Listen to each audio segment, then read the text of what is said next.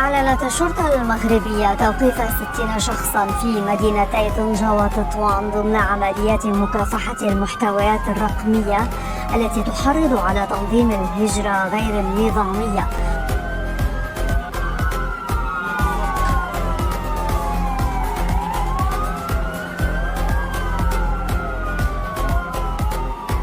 وقالت الشرطة المغربية إن الاعتقالات جاءت على خلفية الاشتباه بتورطهم في فبركة ونشر أخبار مغلوطة تحرض على تنظيم عمليات جماعية للهجرة غير النظامية.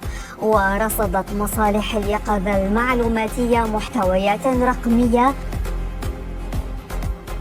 ولكن يا أخي الكريم، إذا كنت مسلما ضع إعجاب واشترك في القناة، وإذا كنت يهوديا فتجاهلني.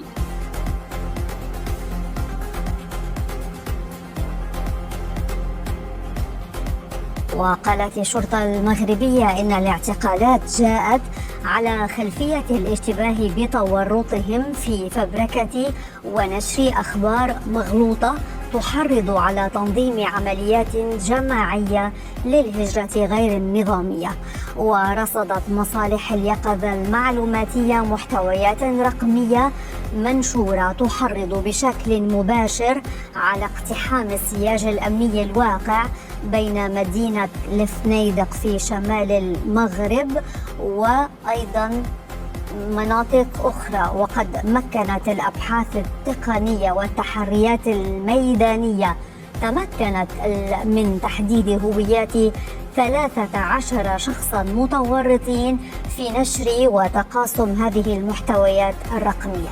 في سياق متصل، أسفرت عملية أمنية مماثلة في مدينة طنجة عن توقيف 47 مشتبه به مباشرة بعد وصولهم إلى المدينة. هذا وتتواصل الأبحاث وتحريات لرصد وتوقيف المحرضين على تنفيذ عمليات جماعية للهجرة غير النظامية. خويا حنايا خصنا نخويو هاد البلاد، الله يرحم لكم الوالدين، ما بغاوش يديروا معنا حلول. حنا شباب، انا باقا عندي 26 عام اخويا، خدامه على والديا، اقسم بالله اخويا، اقسم بالله اخويا، خدامه في طنجه ب 8 دراهم الساعه، والله ياخذ فيهم الحق الدوله كامله من الاخر، واللي بغى يوقع يوقع. واليوم غادي نخويو حنا هاد الفنادق. انا خويا جوج المرات كيشدوني في الماء ومرات شدوني في الحدود ديال سبته، ها هو لاطراس تهرس، ولكن راه غنمشيو.